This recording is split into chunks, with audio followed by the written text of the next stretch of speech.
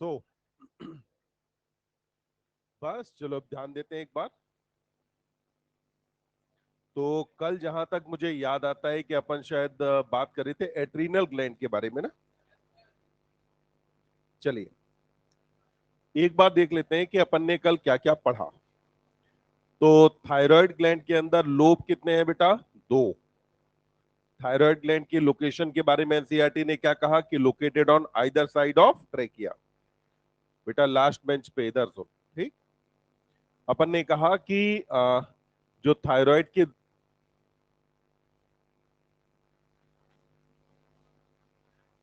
के दोनों लोब्स जो हैं ये आपस में इंटरकनेक्टेड किससे हैं? एक थिन फ्लैप जिसका नाम क्या है? इस्थमस। फिर हमने कहा थायराइड ग्लैंड के अंदर एक तो फॉलिकल और दूसरा स्ट्रोमल टिश्यू। यहाँ फॉलिकल से आते हैं आयोडिनेटेड हार्मोन T3 और T4। वहीं पर स्ट्रोमल पैराफॉलिकुलर सेल है जिससे आने वाला हार्मोन कौन सा है आपका? थायरोकैल्सिटोनिन, जो एक पेप्टाइड हार्मोन है T3 T4 के सेम। फिर अपन ने कहा कि जो T3 T4 है इनका पहला काम है बेसल मेटाबॉलिक रेट रेगुलेट करना। दूसरा काम था कि बॉडी टेम्परेचर क्या करेंगे? बढ़ा देंगे। फिर अपन ने कहा कि ये हार्मोन कार्बोहाइड्रेट, प्रोटीन और लिपिड की मेटाबॉलिज्म रेगुलेट करते हैं। मेटाबॉलिज्म के बाद फिर आपने कहा कि जो थायराइड हार्मोन्स हैं ये अपने अंदर सेंट्रल नर्वस सिस्टम का डेवलपमेंट कराते हैं। ठीक। फिर थायराइड हार्मोन के बारे में था आरबीसी प्रोडक्शन को बढ़ाएंगे, इनडायरेक्टली काम करेंगे। और अपन ने कहा कि मेटामॉर्फोसिस कराते हैं। थायराइड से रिलेटेड डिसऑर्डर में आपने हाइपोथायराइडिज्म के अंदर पहली कंडीशन ली गॉइटर। गॉइटर को हिंदी में क्या कहा? घेंघा। गॉइटर वाली कंडीशन के अंदर क्या हुआ कि अपन ने कहा कि जब अगर एडल्ट में डाइट में आयोडीन की कमी हो जाए तो डिजीज होती है गॉइटर। फिर आगे आपने कहा कि अगर प्रेगनेंसी के दौरान आयोडीन अगर जो है हार्मोन्स की कमी हो जाए तो उस कंडीशन में ग्रोइंग बेबी के अंदर डिजीज कौन सी होती है? तो ग्रोइंग बेबी के अंदर हो रहा है क्रेटिनिज्म। इसके अंदर कैरेक्टर्स में आपने कहा था स्टंटेड ग्रोथ। फिर आपने कहा मेंटल रिटार्डेशन, लो आईक्यू, डेफ म्यूटिज्म और एबनॉर्मल स्किन। फिर हमने कहा कि अगर एडल्ट में हार्मोन की कमी हो तो उस कंडीशन में मिक्स एडिमा जिसके अंदर मेंस्ट्रुअल साइकिल हो जाएगा इरेगुलर। फिर अपन ने कहा कि अगली ग्लैंड आती है पैराथायरॉइड। हार्मोन का नाम पैराथॉर्मोन या पैराथायरॉइड हार्मोन कहा जाता है। यहां पर इस हार्मोन का काम था कि ये ब्लड कैल्शियम बढ़ाएगा। तो हाइपर कैल्सियमिक कहें कि हाइपर कैल्सियमिक है तो ब्लड कैल्शियम को बढ़ा देता है। अब ब्लड कैल्शियम जब ये हार्मोन बढ़ाएगा तो पहला क्या करेगा? बोन से कैल्शियम का रिसॉर्प्शन कराएगा, यानी कि कैल्शियम बोन से कहाँ आएगा? ब्लड में। फिर आपने कहा कि एट द सेम टाइम ये फूड से कैल्शियम के एब्जॉर्प्शन को बढ़ा देगा। फूड से कैल्शियम का एब्जॉर्प्शन बढ़ेगा तो भी ब्लड कैल्शियम बढ़ना है। और किडनी के लेवल पर ये रीनल ट्यूब्यूल पे काम करता है और कैल्शियम के रीअब्जॉर्प्शन को प्रमोट करता है। तीनों चीजों की वजह से ब्लड कैल्शियम यहां पर क्या हो रहा है? बढ़ रहा है। फिर अपन ने कहा पैराथायरॉयड हार्मोन इसके जस्ट अपोजिट काम करता है जो ब्लड कैल्शियम को घटा देता है। सॉरी, थायरोकैल्सिटोनिन अपोजिट काम करेगा जो ब्लड कैल्शियम घटाएगा। फिर इसके बाद अगली ग्लैंड थी अपने पास थाइमस। थाइमस हार्ट के वेंट्रल साइड पे कि डॉर्सल? हार्ट के किस साइड पर? वेंट्रल। फिर कहा यहां से एक हार्मोन आता है या कई सारे? कई सारे हार्मोन आते हैं जिनको कलेक्टिवली मिला करके क्या बोलते हैं? थाइमोसिन्स। थाइमोसिन्स का पहला काम था टी सेल का प्रोलिफरेशन, यानी कि टी सेल का नंबर बढ़ाएगा और इसका मैच्योरेशन कराता है। दूसरा काम था बी सेल से एंटीबॉडी फॉर्मेशन प्रमोट करता है। तो जब टी सेल है इससे आपको मिलेगा सीएमआई, बी सेल से मिला एएमआई, यानी कि पूरी एक्वायर्ड इम्यूनिटी पर इसका इफेक्ट है। फिर अगली ग्लैंड अपने पास थी एड्रीनल।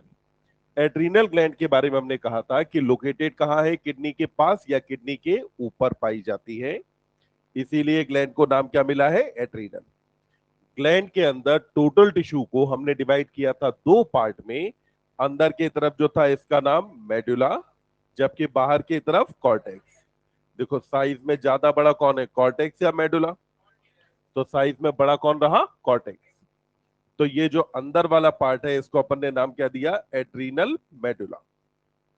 एड्रीनल मेडुला से आने वाले जो हार्मोन थे इन्हें कलेक्टिवली क्या कहा गया? कैटेकोलामाइंस। और कैटेकोलामाइंस में हार्मोन कितने रखे? दो, एड्रिनलिन और नॉर एड्रिनलिन। दोनों के फंक्शन सेम, फंक्शन सेम। दोनों में से ज्यादा एक्टिव कौन? एड्रिनलिन। और ज्यादा सेक्रेशन भी किसका? एड्रिनलिन का। फिर अपन ने कहा कि जो एड्रीनल मेडुला के हॉर्मोन्स हैं, इनके एड्रीनल मेडुला के बारे में अगला कहा कि इसको 3F ग्लैंड कहा जाता है। 3F का मतलब यहां पर क्या था? Fear, fight, flight.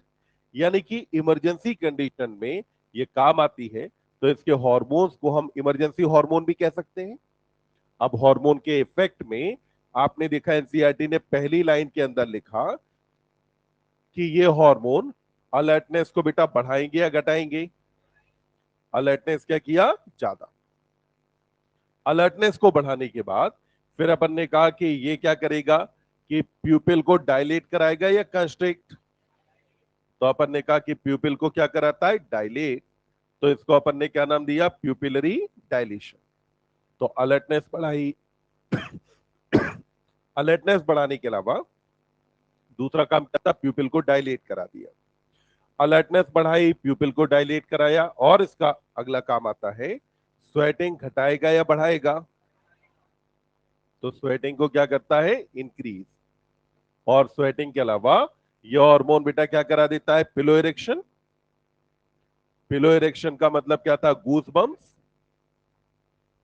तो इतनी बातें अपन कर चुके थे ऑलरेडी। अब इसके आगे कहानी शुरू होती है। समझिए, हार्मोन को क्या करना है कि आपको बेटा लड़ने या भागने में मदद करनी है। जब अगर हम लड़ेंगे या भागेंगे तो हमारी मसल्स काम करेंगी ज्यादा या कम? अगर मसल काम करेगी ज्यादा तो मसल के पास ब्लड सप्लाई ज्यादा या कम? अगर ब्लड सप्लाई बढ़ानी है तो बोलो हार्ट रेट को बढ़ाएं या घटा दें? तो अपन ने क्या किया? हार्ट रेट को क्या करेंगे? ज्यादा।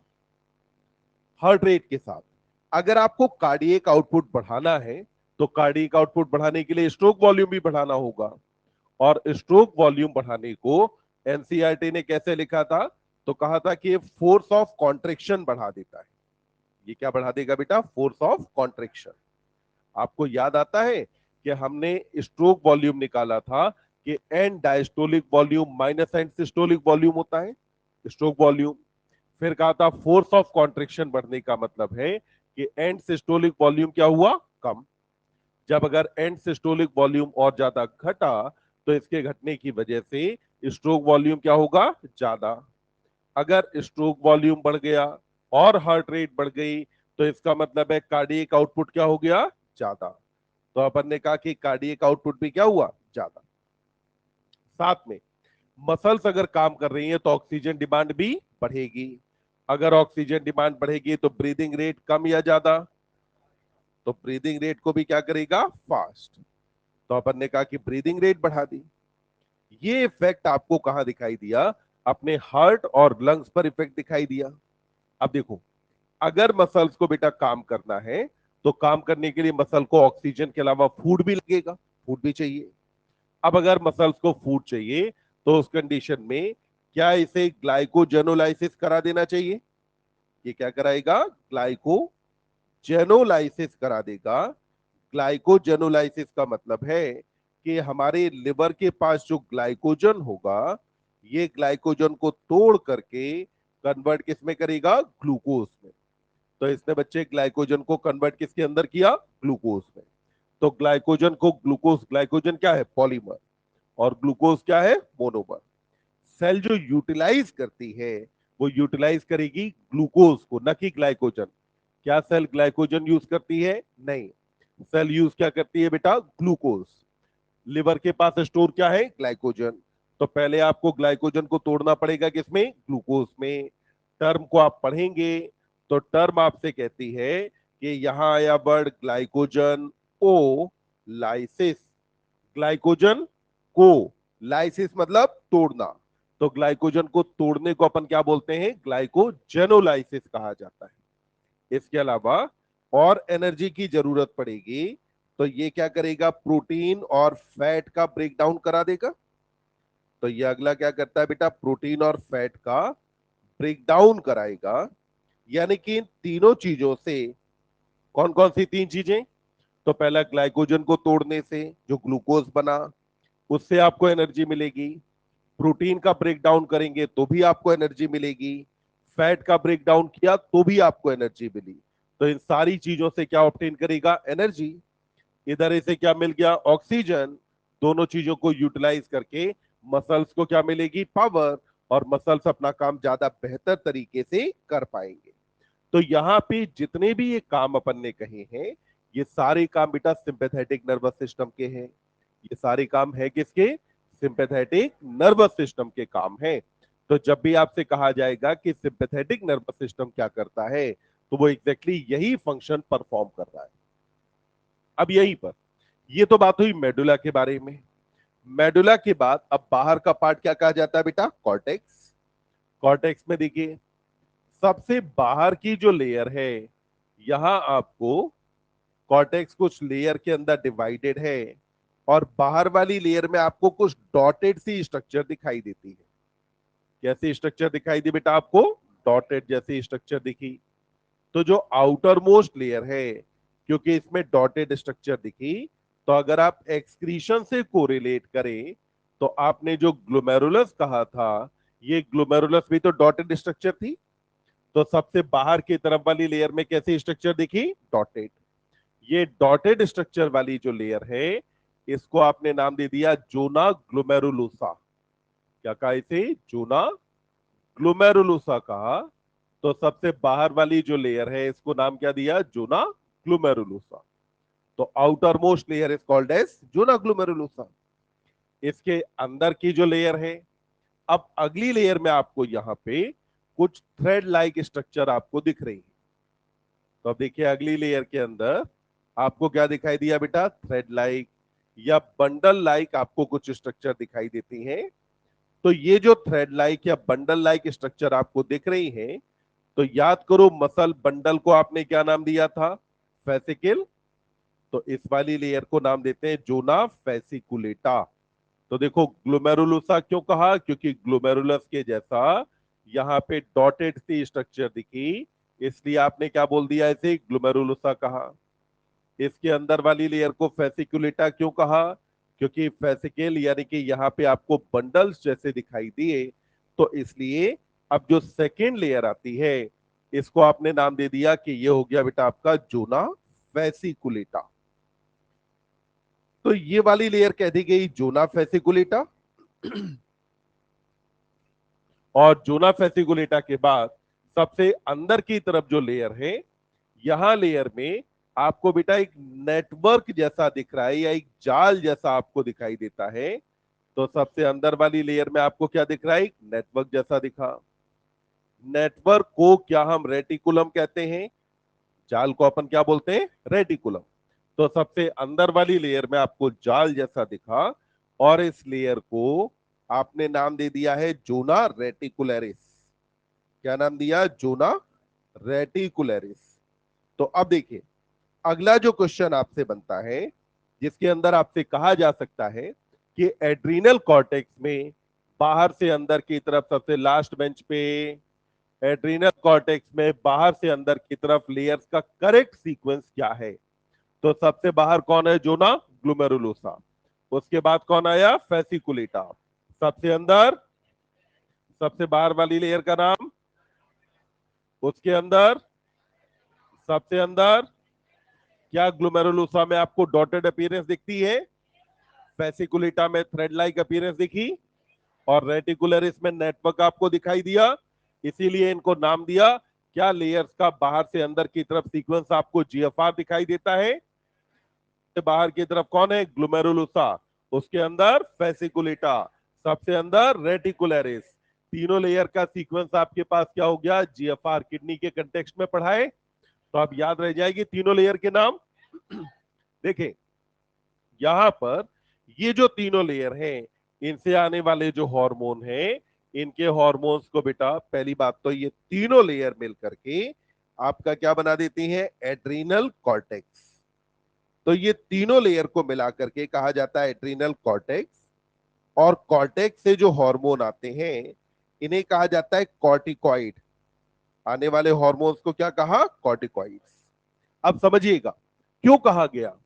ये आने वाले जितने भी हार्मोन हैं, ये सारे के सारे हार्मोन स्टेरॉइड होते हैं। क्या है बेटा? स्टेरॉइड है। तो अब यहां देखिए, आपने कहा स्टेरॉइड्स में से लास्ट का क्या उठा लो? ऑइड्स वाला पार्ट उठा लो। और कहां से आया? कॉर्टेक्स या मेडुला? कॉर्टेक्स। तो दोनों वर्ड्स को अगर मिलाया तो मिला करके वर्ड आपके पास क्या बना? कॉर्टिकॉइड। यानी कि कॉर्टिकॉइड शब्द आपको कितनी बात बताता है? दो। पहला कहा कि हार्मोन कॉर्टेक्स है कि मेडुला। दूसरा हार्मोन की नेचर कैसी? हार्मोन्स कहा? कॉर्टेक्स या मेडुला। और हार्मोन की नेचर कैसी होती है? स्टेरॉइड। तो हार्मोन आते हैं कॉर्टेक्स से, और हार्मोन्स की नेचर कैसी होती है बच्चे? स्टेरॉइडल नेचर के होते हैं। अब यहाँ पे आने वाले हार्मोन्स में जो ना ग्लोमेरुलोसा से जो हार्मोन आते हैं, इन्हें कहा जाता है मिनरलो कॉर्टिकॉइड।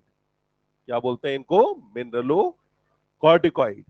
अब आपको मिनरलो कॉर्टिकॉइड वर्ड से क्या समझ में आया कि ये रोल कहां प्ले करते होंगे बेटा? मिनरल में। कहीं ना कहीं मिनरल्स का, यानी कि इलेक्ट्रोलाइट का बैलेंस बनाने में इनका रोल होना चाहिए।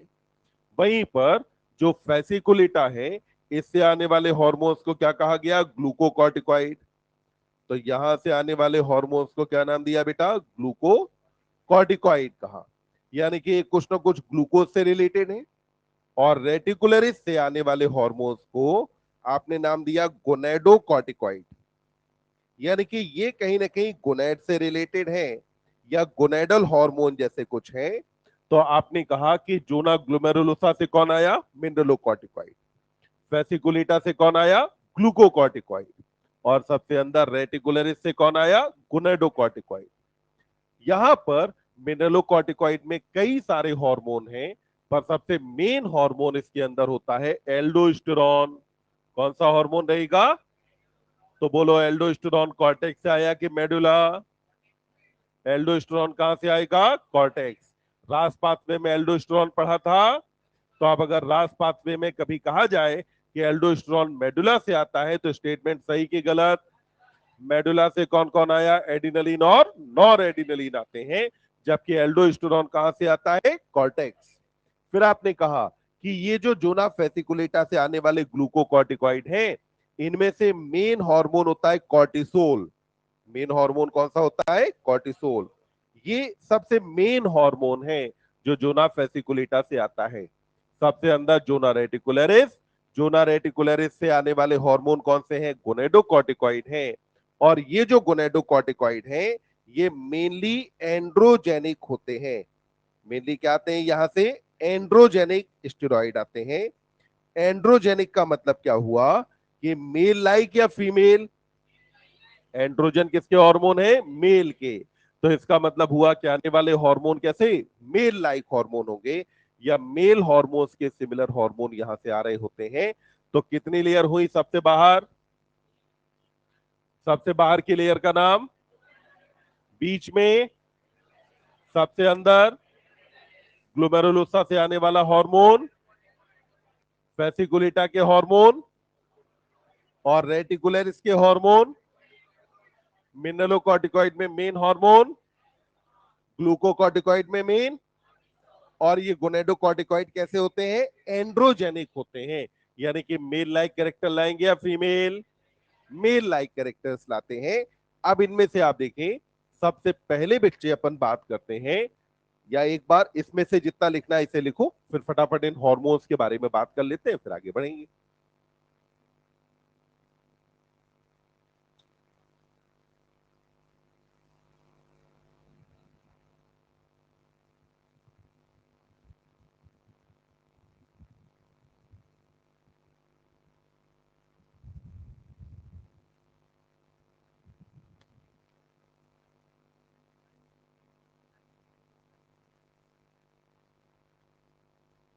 अंतर होता है ना इनमें।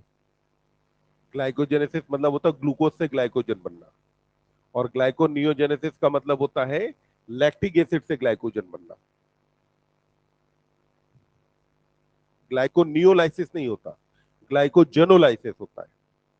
नियो मतलब होता है नया, तो कुछ नया बने तो उसे बोलते हैं नियो। जैसे कि जब आप लैक्टिक एसिड से अगर ग्लाइकोजन बना रहे हैं तो आपने नॉन कार्बोहाइड्रेट सोर्स से कार्बोहाइड्रेट बनाया है, तो नया कार्बोहाइड्रेट बना, इसलिए आपने इसे कहा ग्लाइकोनियोजेनेसिस।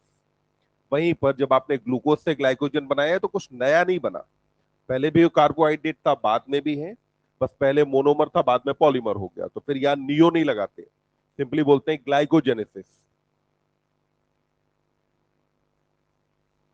ग्लाइकोजेनोलाइसिस मतलब है ग्लाइकोजन को तोड़ करके ग्लूकोज बनाना।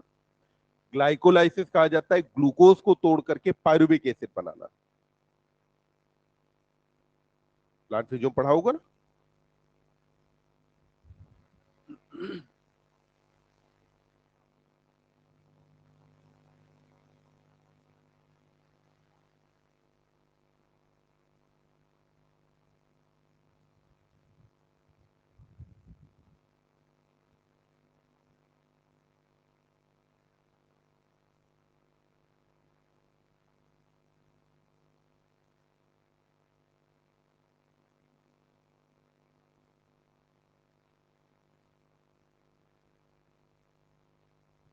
आगे बढ़े।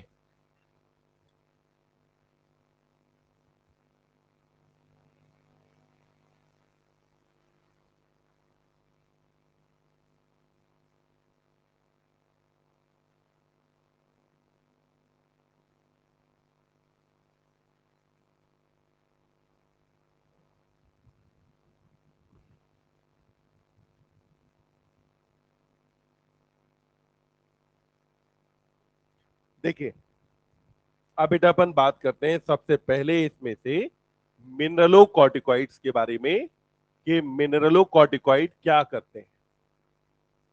तो मिनरलो कॉर्टिकॉइड में मेन हार्मोन आपके पास कौन सा था? एल्डोस्टेरोन था ना।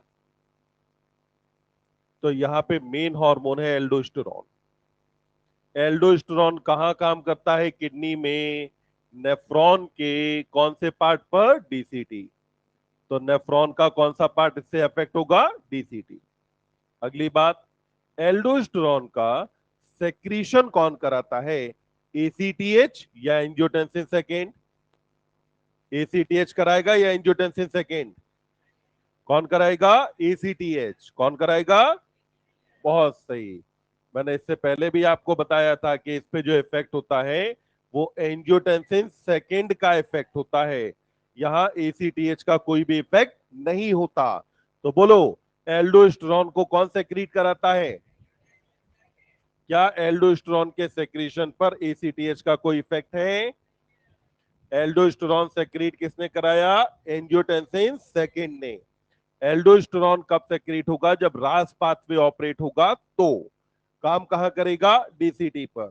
लेट्स सी, ये आपके पास बच्चे डीसीटी है, ये एल्डोस्टेरोन क्या करता है कि डीसीटी से रीएब्जॉर्प्शन कराएगा सोडियम का। किसका रीएब्जॉर्प्शन कराया? सोडियम। आपको पता है क्लोराइड अपने आप पीछे पीछे आ जाएगा, मिलकर के क्या बनेगा? Sodium chloride.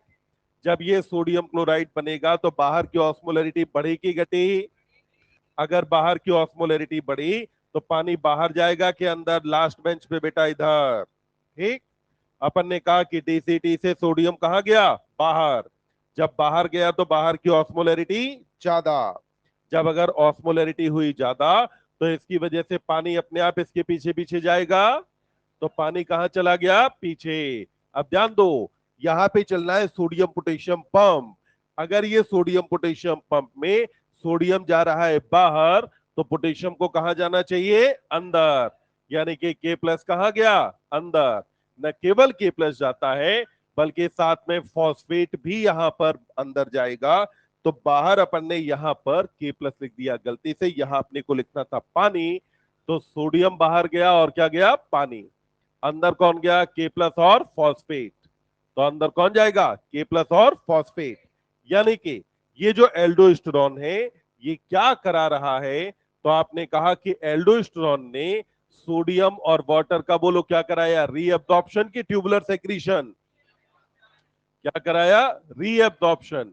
वहीं पर बच्चे बोलेंगे, वहीं पर अगर आप बात करें के प्लस और फॉस्फेट के बारे में, तो ये के प्लस और फॉस्फेट का रीअब्जॉर्प्शन की ट्यूबुलर सेक्रीशन।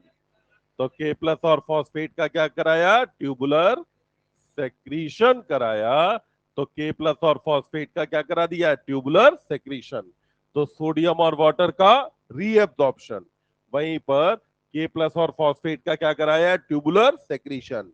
अब ध्यान दें, अगर एल्डोस्टेरॉन बढ़ा तो एल्डोस्टेरॉन बॉडी के अंदर, बताओ, सोडियम को बढ़ाएगा कि घटाएगा। अगर एल्डोस्टेरॉन बढ़ रहा है तो आपकी बॉडी के अंदर सोडियम बढ़ा कि घटा, सोडियम बढ़ा। अगर सोडियम बढ़ा तो पानी भी बढ़ा। अगर पानी बढ़ा तो ब्लड वॉल्यूम, और ब्लड वॉल्यूम बढ़ा तो ब्लड प्रेशर। यानी कि अगर एल्डोस्टेरॉन ज्यादा हुआ तो ब्लड वॉल्यूम और blood pressure, blood volume blood pressure क्यों बढ़ा, क्योंकि इसने सोडियम और वाटर को क्या कराया, रीअब्सॉर्ब। वहीं पर जब अगर एल्डोस्टेरॉन बढ़ेगा तो बॉडी फ्लूइड के अंदर के प्लस क्या हो जाएगा, कम, और फॉस्फेट क्या होगा, कम। तो ये के प्लस और फॉस्फेट के रिमूवल को प्रमोट करता है, जबकि सोडियम और वाटर का क्या कराता है, रीएब्जॉर्प्शन कराता है। जब भी अगर बच्चे इस मिनरलोकॉर्टिकॉइड का हाइपर सेक्रीशन हो तो डिजीज होती है जिसको बोलते हैं कॉन्स सिंड्रोम कहा जाता है। डिजीज को नाम क्या देते हैं, कॉन्स सिंड्रोम कहते हैं। ये जो कॉन्स सिंड्रोम है, इसके अंदर ब्लड वॉल्यूम काफी बढ़ जाता है, ब्लड प्रेशर बढ़ जाता है। क्यों बढ़ता है, क्योंकि एल्डोस्टेरॉन का सेक्रेशन क्या होने लगा, ज्यादा। तो अब अपन ने कहा कि पहला हार्मोन तो अपने पास आ गया मिनरलोकॉर्टिकॉइड। अब मिनरलोकॉर्टिकॉइड के बाद दूसरा हार्मोन आ जाता है आपके पास ग्लूकोकॉर्टिकॉइड।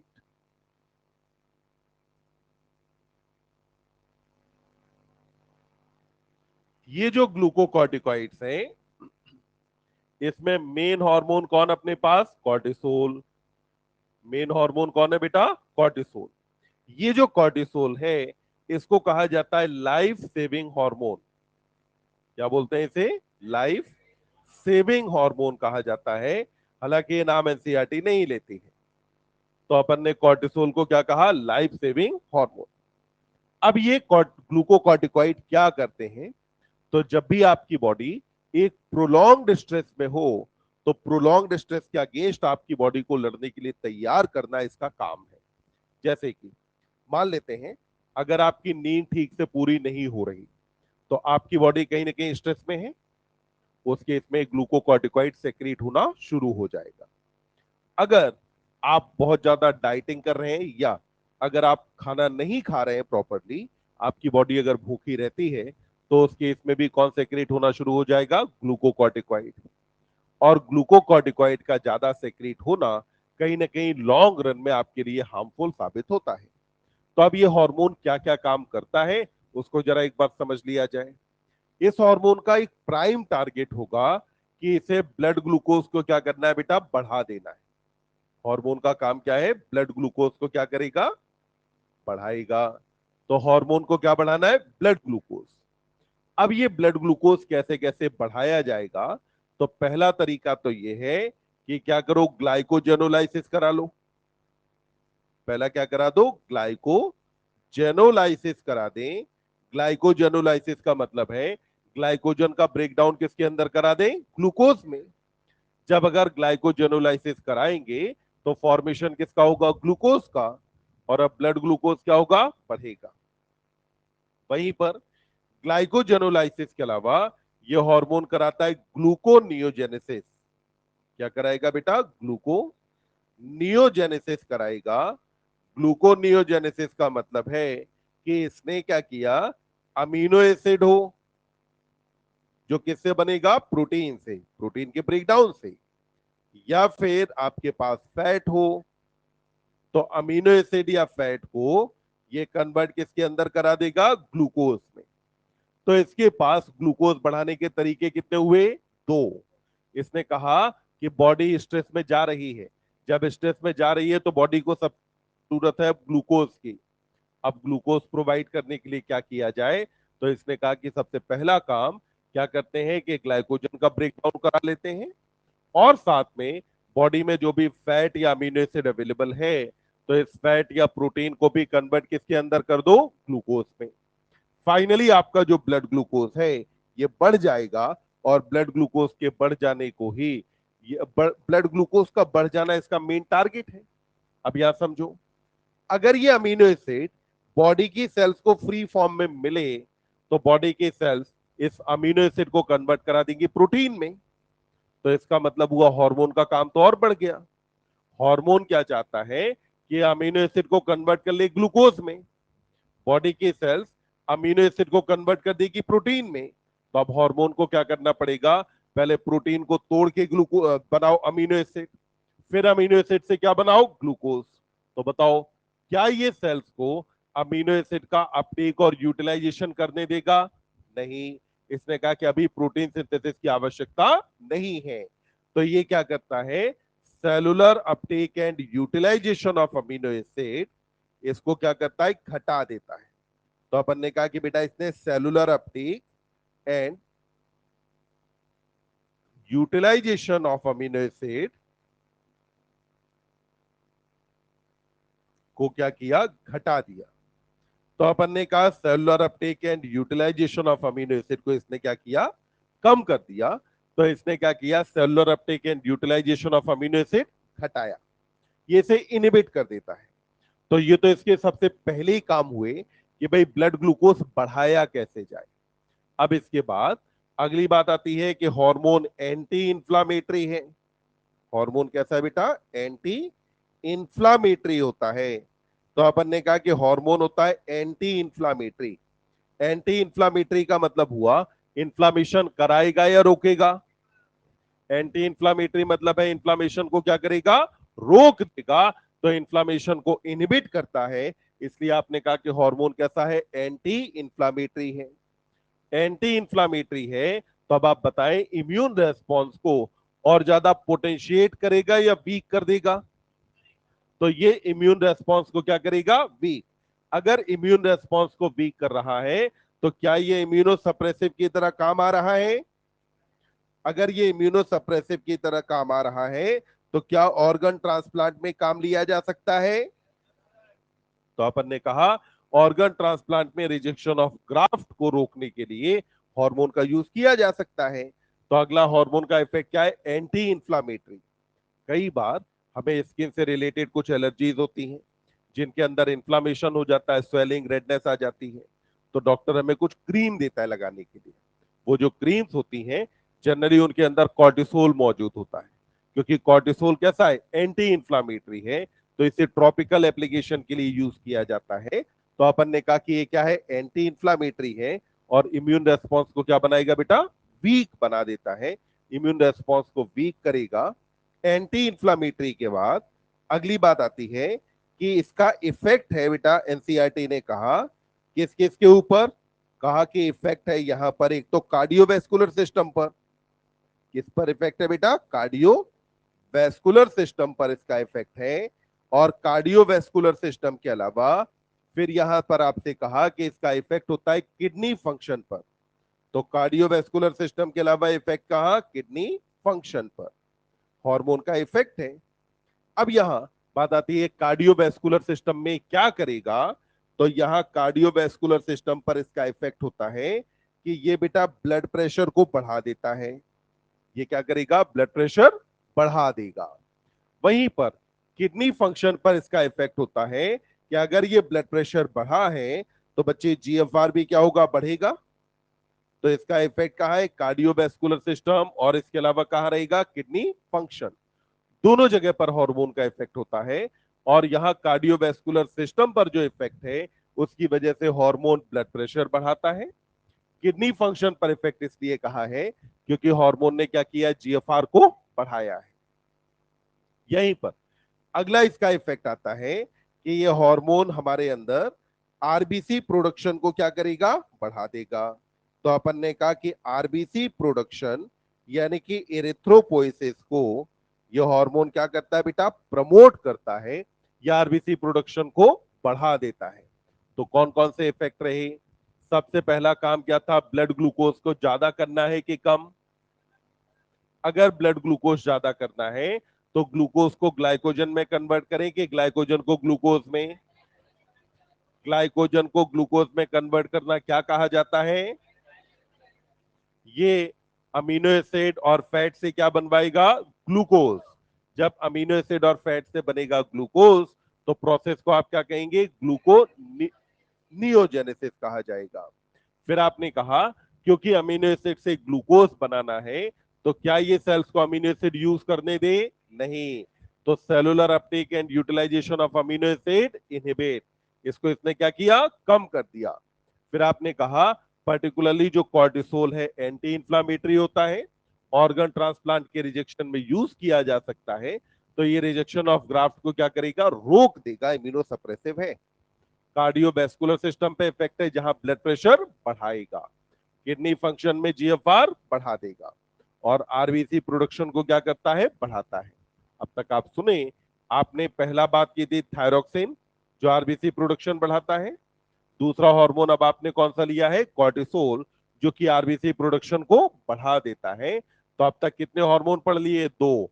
एक बॉडी फ्लूइड एंड सर्कुलेशन में याद करो इरिथ्रोपोइटिन भी पढ़ करके आए हैं, पढ़ा था ना बॉडी फ्लूइड सर्कुलेशन में ही। तब मैंने एनसीईआरटी में समरी में आपको ढूंढवाया था एंड्रोजन। तो ब्लड के अंदर आरबीसी बढ़ाने वाले कितने हार्मोन होते हैं? चार। पहला हार्मोन कौन? इरिथ्रोपोइटिन। दूसरा कौन हुआ? थायरोक्सिन।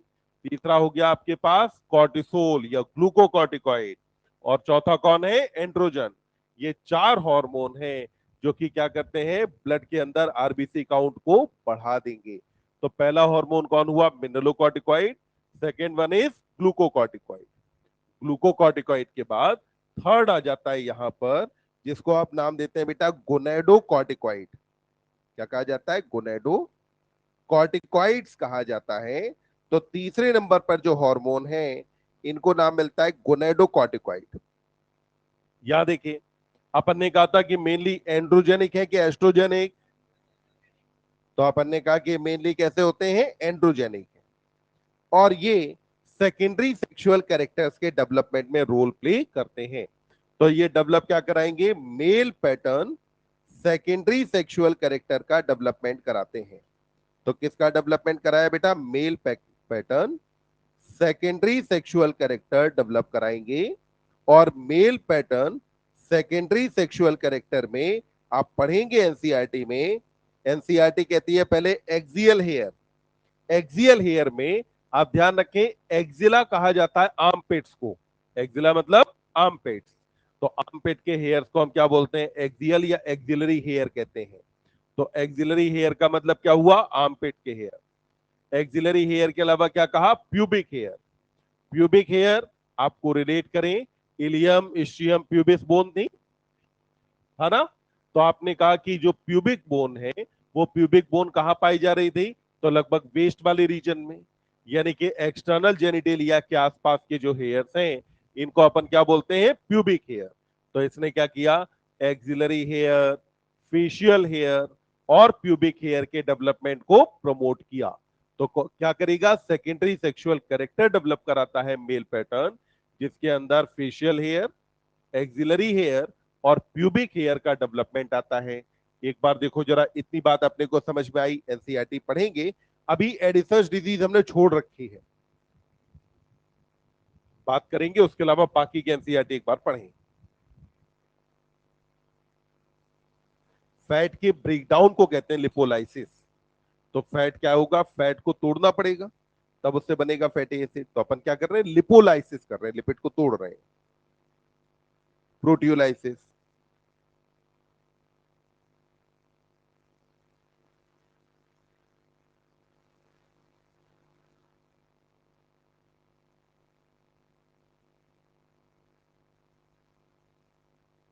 फिर उसे कन्वर्ट कर दिया जाएगा ग्लूकोज में।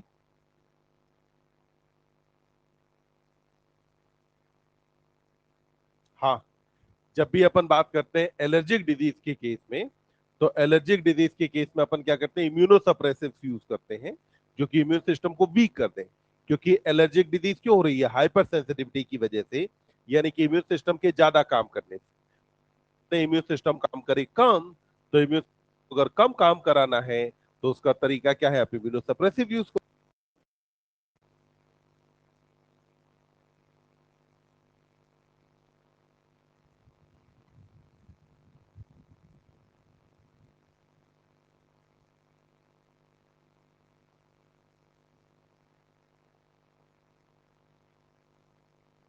एक बार एनसीईआरटी से पूरा लाइन बाय लाइन पढ़ो कि अपने को सारी बातें समझ में आ रही हैं कि नहीं।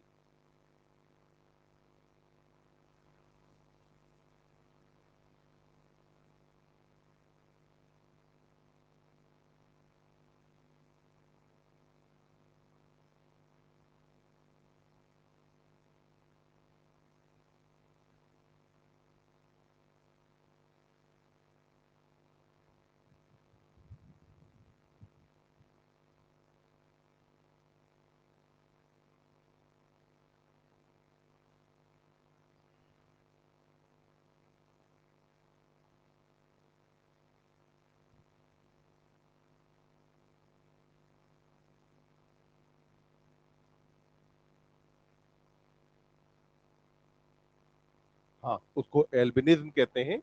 और पिगमेंट का नाम मेलेटोनिन नहीं, मिलेनिन है। पिगमेंट कौन सा होता है? मिलेनिन। और मेलेटोनिन क्या है? हार्मोन। तो मेलेनिन पिगमेंट नहीं बनता, उस कंडीशन को ही बोलते हैं एल्बिनिज्म कहा जाता है। कई बार होता है कि एल्बिनिज्म जेनेटिक भी होती है। उसके अलावा कई बार क्या होता है कि स्किन से रिलेटेड कुछ डिसऑर्डर्स होते हैं जिनके अंदर एज बढ़ने पर एक kind of auto immune disorder होता है, जिसमें धीमे धीमे मेलेनोसाइट खत्म होती चली जाती है। तो उसकी वजह से स्किन का कलर क्या होगा? पहले कुछ पैचेस डेवलप होना शुरू होंगे व्हाइट कलर के, फिर वो पैचेस धीमे धीमे बड़े होते जाते हैं और ओवर द टाइम पूरी जो स्किन है वो व्हाइटिश हो जाती है।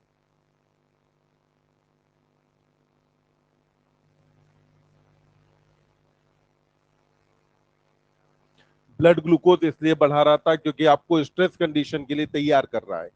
तो इसको लगता है कि अगर ग्लूकोज ज्यादा होगा तो सेल्स को ग्लूकोज खाने को ज्यादा मिलेगा, तो सेल ज्यादा बेहतर तरीके से सरवाइव कर पाएंगे। तो इसलिए ब्लड ग्लूकोज को बढ़ाना चाहता है।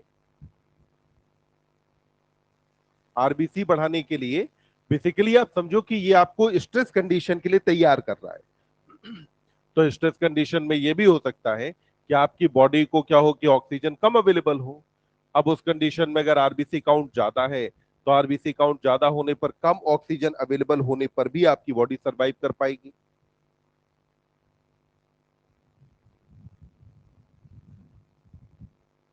क्या बेटा? हाँ, अगर आपकी बॉडी स्ट्रेस कंडीशन में है तो उस कंडीशन में फिर आपके अंदर ग्लूकोकॉर्टिकॉइड बढ़ने लगते हैं।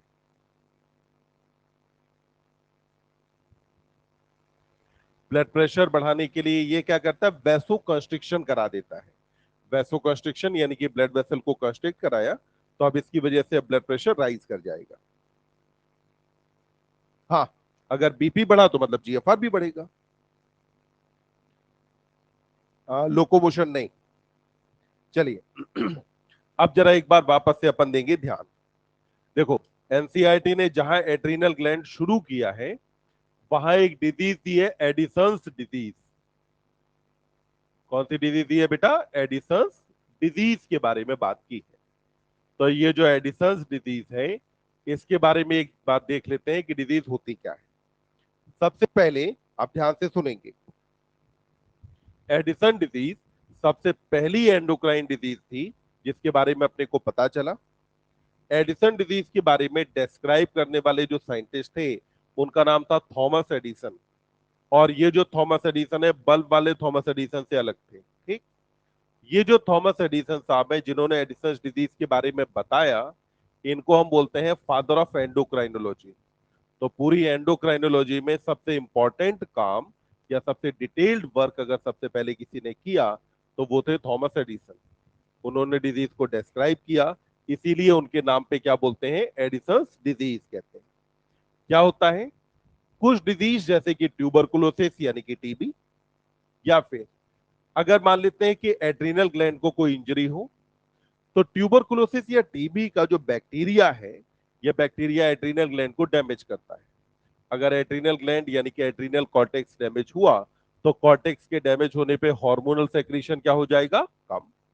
तो यहां पर एडिसन डिजीज होती है प्राइमरीली ग्लूकोकॉर्टिकॉइड के कम होने की वजह से। तो इसके अंदर घट क्या जाता है? मेनली बेटा ग्लूकोकॉर्टिकॉइड्स घट जाते हैं।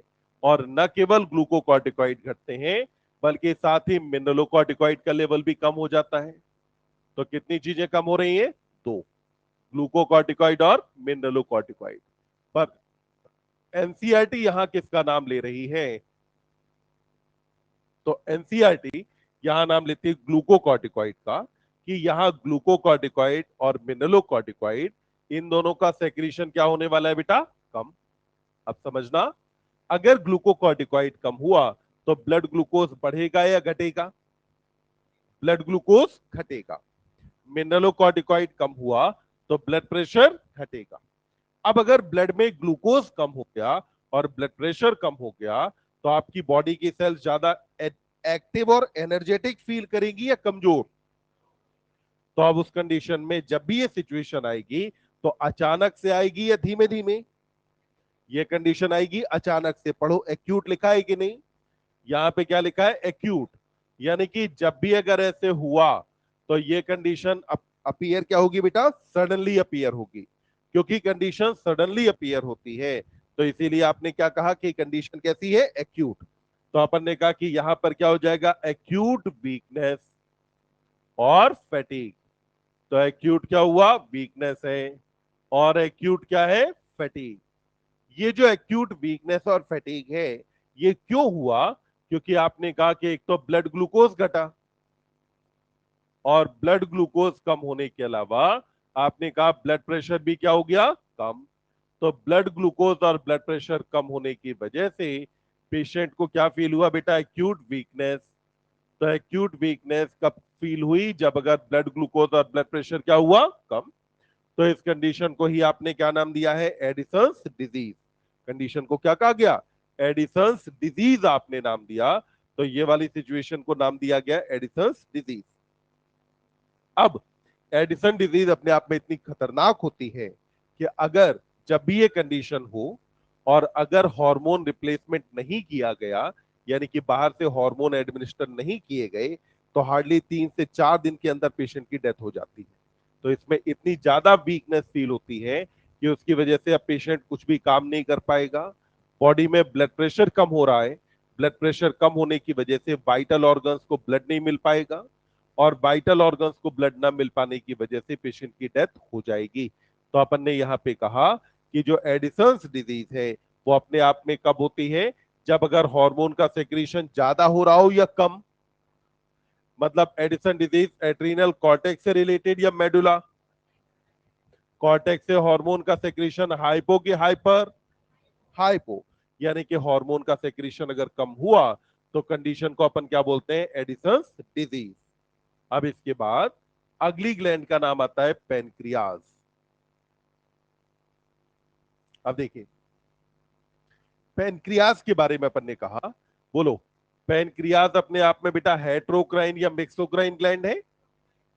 कैसी ग्लैंड है? हेट्रोक्राइन या मिक्सोक्राइन? हेटेरोक्राइन या मिक्सोक्राइन का मतलब होता है कि अगर कोई ग्लैंड पार्शियली एक्टोक्राइन हो और पार्शियली कैसी हो? एंडोक्राइन। ग्लैंड का कुछ पार्ट कैसा है? एक्टोक्राइन, और कुछ पार्ट एंडोक्राइन। तो ऐसी ग्लैंड को अपन क्या बोलते हैं? मिक्सोक्राइन। यानी कि पैनक्रियास में अगर आप देखेंगे तो आपको 2 टाइप की चीजें दिखेंगी। पहला, पैनक्रियास का जो एक्सोक्राइन पार्ट होता है, ये एक्सोक्राइन पार्ट को कहा जाता है एसाइनी। एक्सोक्राइन पार्ट का नाम क्या है? एसाइनी कहा जाता है। तो एक्सोक्राइन पार्ट को अपन क्या बोलते हैं? एसाइनी कहते हैं। ये जो एसाइनी है ये पैनक्रियास का लगभग 98 से 99% पार्ट बनाता है। कितना बना देगा पैनक्रियास का? 98 से 99% पार्ट बनाएगा एसाइनी। और एसाइनी से आता है पैनक्रियाटिक जूस। इससे क्या आएगा? पैनक्रियाटिक जूस आता है। और पैनक्रियाटिक जूस का काम होता है कि यह हमारे अंदर फूड का डाइजेशन कराता है। पैनक्रियाटिक जूस को कंप्लीट डाइजेस्टिव जूस कहा जाता है। यानी फूड के जितने भी कंपोनेंट हैं सारे कंपोनेंट के डाइजेशन के लिए एंजाइम्स यहां पर मौजूद होते हैं। तो अपन ने कहा एक्सोक्राइन पार्ट का नाम एसाइनी। ग्लैंड का कितने परसेंट है? 98 से 99। और ये पार्ट सेक्रीट क्या करता है? Pancreatic juice. वहीं पर ग्लैंड का दूसरा पार्ट कौन सा हुआ? एंडोक्राइन। तो अगला पार्ट कौन सा हो गया बेटा? एंडोक्राइन पार्ट है। तो आपने कहा कि ग्लैंड का दूसरा पार्ट क्या है बेटा? एंडोक्राइन। एंडोक्राइन पार्ट को अपन बोलते हैं आइलेट्स ऑफ लैंगरहैंस। क्या कहा जाता है? आइलेट्स ऑफ लैंगरहैंस नाम देते हैं।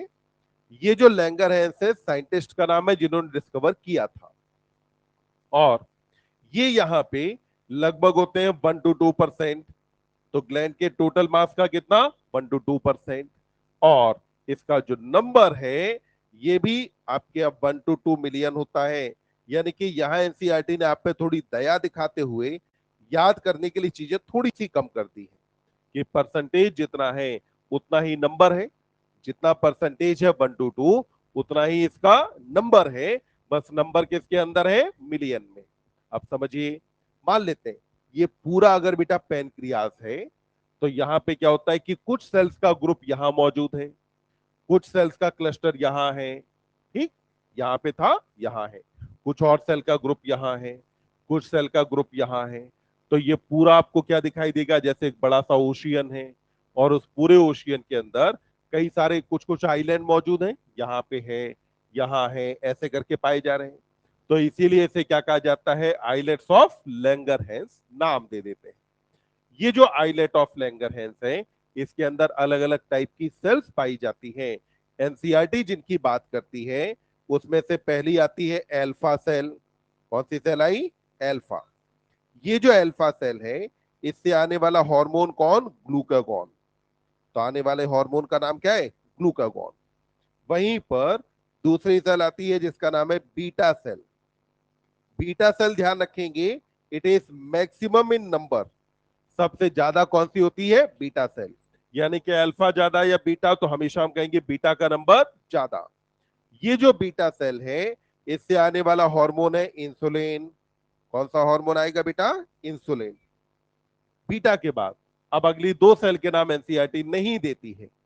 पहला आती है इसके अंदर डेल्टा सेल। कौन सी सेल आ गई बेटा? Delta cell. इससे आता है पैनक्रियाटिक सोमैटोस्टेटिन। इससे क्या आने वाला है? Pancreatic somatostatin. क्या आपने किसी और हार्मोन को भी ये नाम दिया है? किसका नाम है ये? ग्रोथ हार्मोन इनहिबिटिंग हार्मोन का नाम था सोमैटोस्टेटिन। तो पैनक्रियाटिक सोमैटोस्टेटिन यहां से आया। ये पैनक्रियाटिक सोमैटोस्टेटिन बच्चे रेगुलेट करता है अल्फा और बीटा सेल को। तो ये रेगुलेट किसे करेगा? अल्फा और बीटा सेल को रेगुलेट करता है। यहीं पर एक और सेल होती है जिसका नाम है पीपी सेल। और ये जो पीपी सेल है इससे आता है पैनक्रियाटिक पॉलीपेप्टाइड। क्या आएगा इससे? पैनक्रियाटिक पॉलीपेप्टाइड आता है। तो अपन ने कहा कि यहां से आ जाएगा बेटा पैनक्रियाटिक पॉलीपेप्टाइड। ये जो पैनक्रियाटिक पॉलीपेप्टाइड है ये एब्जॉर्प्शन ऑफ फूड में हेल्प करता है। तो ये हेल्प कहां करता है? Absorption of food. पर इन दोनों के बारे में एनसीईआरटी ने कोई जिक्र नहीं किया है। तो इन दोनों को याद रखना या छोड़ देना ये आपकी इच्छा पे डिपेंड करता है। और इन दोनों पे बेस्ड क्वेश्चन भी अब तक बहुत ज्यादा नहीं पूछे गए हैं। तो इसलिए अपन मेनली याद क्या रखेंगे कि अल्फा से कौन आया? ग्लूकागॉन। और बीटा से कौन आया? इंसुलिन। ग्लूकागॉन ब्लड ग्लूकोज बढ़ाएगा कि घटाएगा? ब्लड ग्लूकोज बढ़ाएगा। और इंसुलिन घटाएगा। तो दोनों सिनर्जिस्टिक के एंटागोनिस्टिक। और दोनों मिलकर के क्या करेंगे? ब्लड ग्लूकोज को मेंटेन करेंगे। आप कैसे मेंटेन करते हैं तो अपन जरा इसको समझने की कोशिश करते हैं कि इंटरेस्टिंग तरीके से कि अपने को याद हो जाए कि भाई ये दोनों हार्मोन कर क्या रहे हैं अपने अंदर। तो एक तरफ आपके पास कौन है? ग्लूकागॉन। और दूसरी तरफ आपके पास कौन है? इंसुलिन। ग्लूकागॉन की इच्छा क्या है? ब्लड ग्लूकोज ज्यादा हो कि कम? तो ग्लूकागॉन ब्लड ग्लूकोज अगर बढ़ाता है तो मैं क्या कहूं? हाइपोग्लाइसीमिक है कि हाइपर? तो ये कैसा हार्मोन है बेटा? हाइपर ग्लाइसीमिक हार्मोन है। वहीं पर इंसुलिन ब्लड ग्लूकोज बढ़ाएगा कि घटाएगा? तो इसका मतलब हुआ ये आपके अंदर हाइपोग्लाइसेमिक। तो ये कैसा हुआ? हाइपोग्लाइसेमिक हार्मोन है। तो इंसुलिन अपने अंदर बेटा हाइपोग्लाइसेमिक है। जबकि वहीं पर ग्लूकागॉन कैसा है? हाइपरग्लाइसेमिक है। यानी ग्लूकागॉन ब्लड ग्लूकोज को बढ़ाता है, जबकि वही इंसुलिन ब्लड ग्लूकोज को क्या करेगा, घटाएगा। कैसे बढ़ेगा ब्लड ग्लूकोज, तो आप समझिएगा, ये जो ग्लूकागॉन है ये काम करता है हिपैटोसाइट पर। कौन सी सेल पर काम करेगा, बोलो हिपैटोसाइट कौन से ऑर्गन की सेल, लिवर। तो लिवर की सेल का नाम क्या है, हिपैटोसाइट। वहीं पर जो इंसुलिन है ये काम करेगा हिपैटोसाइट के अलावा एडिपोसाइट पर। तो इसने काम कहां किया, पहला तो हिपैटोसाइट, और हिपैटोसाइट के अलावा ये और कहां काम करता है, एडिपोसाइट पर। तो अपन ने कहा कि हिपैटोसाइट और एडिपोसाइट पर इसने काम किया। अब जरा देखिए करेगा क्या और कैसे करेगा ये। तो यहां पर बेटा आपके पास ये एक ब्लड वेसल है, और इस ब्लड वेसल में यहां पर जो ब्लड मौजूद है, इस ब्लड में ग्लूकागॉन की इच्छा है कि ग्लूकोज क्या हो जाए, ज्यादा। ग्लूकागॉन की इच्छा क्या है कि ग्लूकोज क्या हो, ज्यादा। ग्लूकागॉन इसके लिए सबसे पहले पहुंचा जाकर के लिवर के पास। तो पहले जाकर के किस पे काम किया इसने, लिवर की सेल का नाम क्या है, हिपैटोसाइट। यहां पर लिवर के पास क्या मौजूद था, ग्लाइकोजन। लिवर के पास क्या था बेटा, ग्लाइकोजन। ये जो ग्लाइकोजन था, इस ग्लाइकोजन को इसने कन्वर्ट किसके अंदर कराया, ग्लूकोज में। जब ग्लाइकोजन को ग्लूकोज में कन्वर्ट कराया तो प्रोसेस को आपने क्या कहा, ग्लाइकोजेनोलाइसिस। तो पढ़े जरा, ये ग्लाइकोजेनोलाइसिस को बढ़ाएगा या घटाएगा, ग्लाइकोजेनोलाइसिस को बढ़ा देगा ना। तो इससे लिवर के पास मौजूद ग्लाइकोजन कन्वर्ट किसके अंदर होगा, ग्लूकोज में। जब ये कन्वर्ट होगा तो ब्लड ग्लूकोज यहां पर बढ़ जाएगा। तो ब्लड ग्लूकोज को बढ़ाने के लिए ये ग्लाइकोजन को ग्लाइकोजेनोलाइसिस के थ्रू कन्वर्ट कराता है ग्लूकोज में।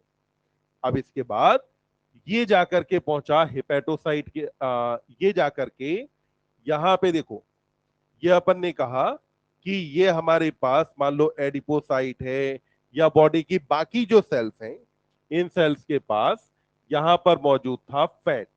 तो इस सेल के पास यहां पे क्या मौजूद है बेटा, फैट। चाहे फैट हो या फिर अमीनो एसिड हो, तो ये फैट या अमीनो एसिड को भी कन्वर्ट किसके अंदर करा लेगा, ग्लूकोज में। जब इसने फैट या अमीनो एसिड को ग्लूकोज में कन्वर्ट कराया, तो कन्वर्ट कराने की प्रोसेस को आपने क्या कहा, ग्लूकोनियोजेनेसिस। तो ये ग्लूकोनियोजेनेसिस को बढ़ाता है या घटा देता है, तो ग्लूकोनियोजेनेसिस को क्या करेगा, बढ़ाएगा। तो ग्लूकोनियोजेनेसिस को बढ़ाने वाला हार्मोन कौन हुआ, ग्लूकागॉन। अब जैसे ही ब्लड ग्लूकोज बढ़ा, तो ब्लड ग्लूकोज के बढ़ते ही अब सेल्स की इच्छा हुई कि अब तो आज पार्टी है, बढ़िया ग्लूकोज खूब आ गया, खूब खाएंगे। अब सेल्स ने यहां पे कहा कि हमें चाहिए ग्लूकोज। ये क्या है बेटा, बॉडी की सेल है।